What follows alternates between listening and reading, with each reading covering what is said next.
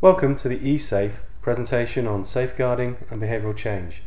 Today we're going to discuss some of the challenges that are being faced in schools and some of the risks that children inadvertently find themselves in, and what we're going to do is to explore how we can actually use digital forensic monitoring as part of a managed service provision to help to support children through learning and teaching, and also, more importantly, support educationalists so that they can use all the digital resources available with confidence and with the comfort and reassurance that if there are some challenges going on, that those issues are going to be addressed in a timely fashion.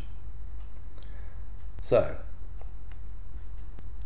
if first of all we take a look at the challenges that we face today, there's a serious level of concern that's growing through parents, through communities, and has been really very much advertised in the press as the threat and the demon of the future. But the reality is that children are using technology just as they would have done in the past when it was slate and chalk and pen and paper. They're just now using information communication technology to be a little bit mischievous at times.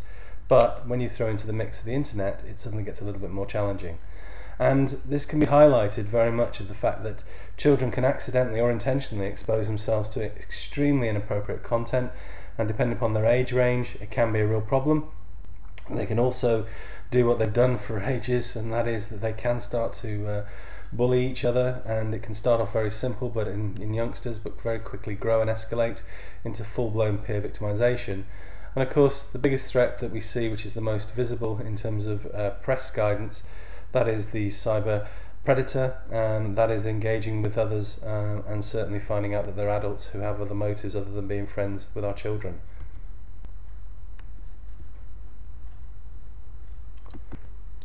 One of the key principles that we work on with eSafe is the fact that you really, as this person pointed out many moons ago, you cannot stop children from putting themselves at risk.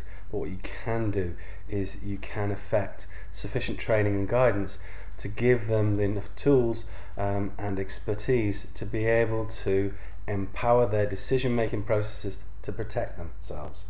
If you can't do that, then you have to think more carefully about what else can I do. Do you keep stopping them from doing things? Well, we all know what happens when you stop somebody from doing something. They will find a way around it. So what we have to look at more carefully is the fact that when we look at these challenges, we also have to balance with the fact that at the moment, there's a lot of studies that are now saying that filtering technologies are just not going to work. You have a government in Australia, should I say, that challenges the very thought of actually locking down information, and there are 10 users for every idea of concept to say no, you can't look at these things, where they will actually find a way around it. And the fact is that if we lock and block in schools, we will not empower our children to understand how to deal with some of the challenges they'll find when they're at home. And also, the positive side is Web 2 technologies have fantastic capability and potential in the curriculum environment to really liven up what can sometimes be a pretty dry and boring curriculum when it comes to computing. We also have to bear in mind that there are some challenges. I know it's blighty here, but the reality is that we in the UK have found that in the last year or so there has been a huge increase in the number of indecent images that are starting to come into the public domain through very high profile prosecutions, but more importantly, users are seeing images come into the school environment in some cases, though that's a very small amount, but more importantly they're being communicated around the internet environment through peer-to-peer sharing, not intentionally in most cases, especially when children are involved in terms of receiving the information. But more importantly, there's also issues of where children are using technology inadvertently to expose themselves and put themselves at risk. And as you can see here, images are a big challenge, and they aren't easily handled because traditional monitoring tools rely on text and phrase, and the reality of that is that, as you can see here, in many cases text only accounts for 5% of the information on all of the images that have been discussed and been found, and that in itself is a huge threat. We also have an organisation in the UK called the Internet Watch Foundation, and they do actually have a worldwide brief now in terms of advertising the fact that there are a number of sites that are illegal. We in our technology have embedded the list of illegal sites into our system to help protect children whilst they're in school, but also for staff who are running the software on their machines, they're also protected at home, so they're not brought into disrepute by accident. So if somebody does inadvertently get to a site, it doesn't actually allow them to access any of the materials. We also have to take a driver which has been pushed through by the UK Standards for Education and for consistency, and there's a clear message that's coming down from the educationists themselves, and that is stop locking and blocking, open up the systems to make it feel a little bit more like it will be in real life. That's a challenge, and that's where eSafe comes in. So if we look in more detail about the solution, don't worry, I won't talk about the technology too much other than explaining how it can function. If we first of all look at the expertise behind the technologies that we've developed, basically we have drawn upon the knowledge and experience of a number of specialist individuals, as well as obviously the software development team. We've also, the expertise has come from real life cases that's actually been developed with over 12 police forces across the United Kingdom. And we have the largest threat library of images, of proven illegal images, where those records can be built in and detected on our systems.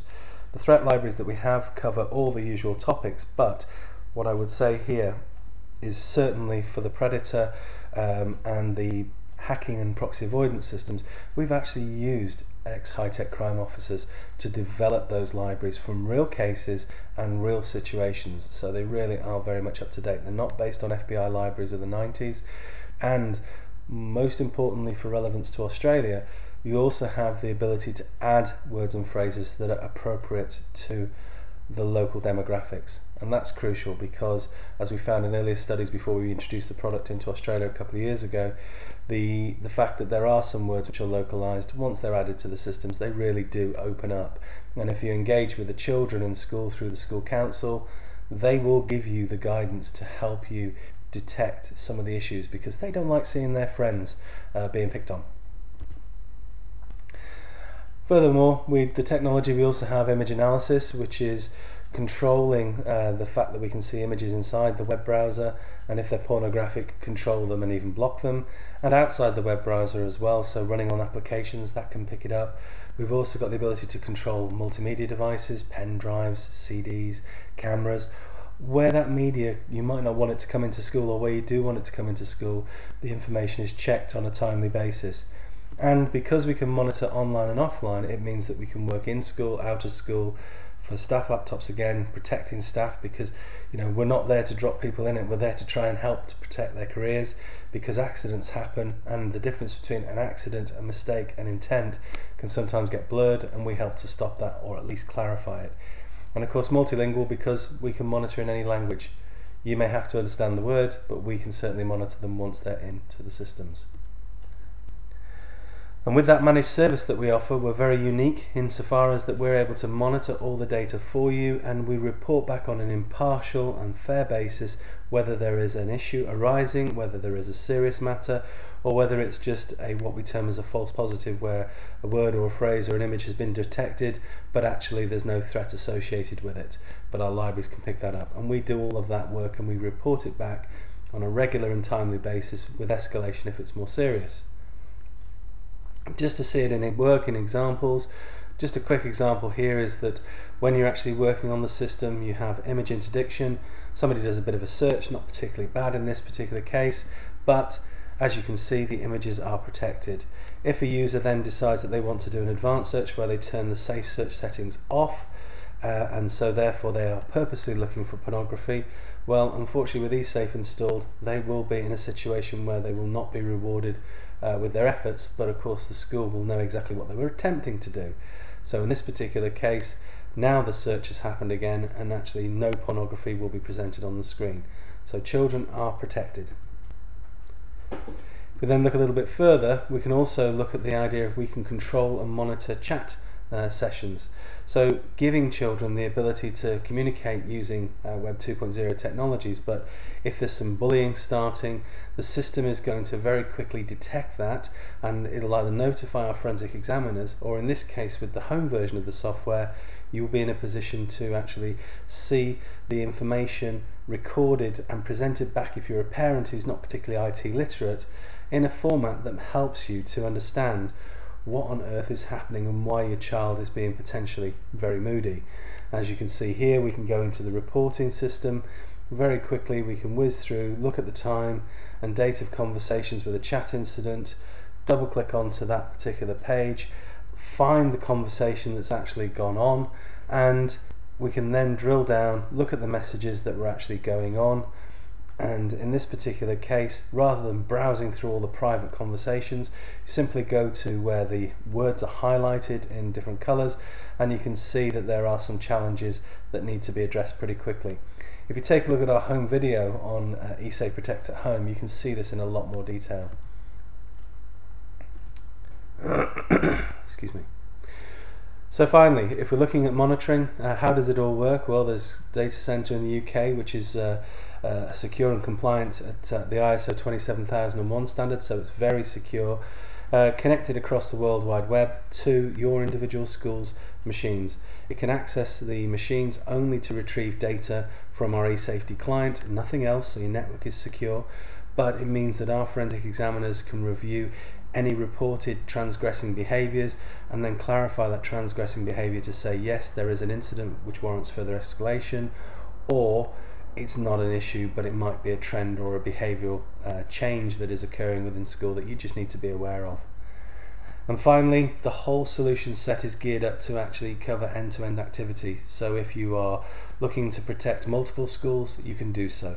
If you want to work as an authority collective, you can do so. If you want to protect children at home and in primary schools is a classic example. Children don't suddenly start misbehaving at 11 years old on computers. They learn those skills earlier, and they don't learn them between the summer of when they finish in primary before they go to secondary either. It builds up over time. So primary schools is a good target area.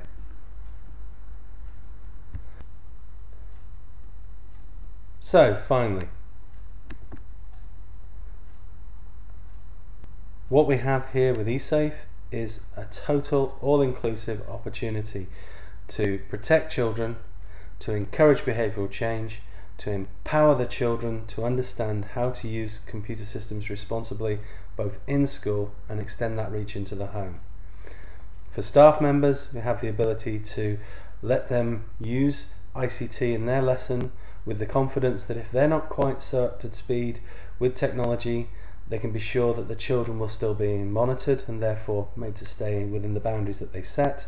But equally, if they're using ICT systems themselves, it means that an accident can be defined as an accident and can be demonstrated as an accident, so it doesn't warrant any further issue. Whereas today, if somebody suggests that, oh, there was a teacher looking at pornography, it creates all kinds of havoc, which is really unfair to the staff member during the period when they actually eventually find that there was actually no images on there other than day-to-day pictures which had no impropriety at all. Those sort of things are what eSafe is all about. It's about helping to protect and support ICT being used positively in an academic environment. Thanks very much.